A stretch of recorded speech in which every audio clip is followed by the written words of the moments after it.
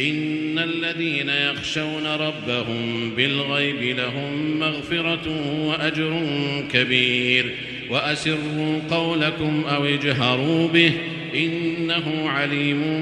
بذات الصدور ألا يعلم من خلق وهو اللطيف الخبير هو الذي جعل لكم الأرض ذلولا فامشوا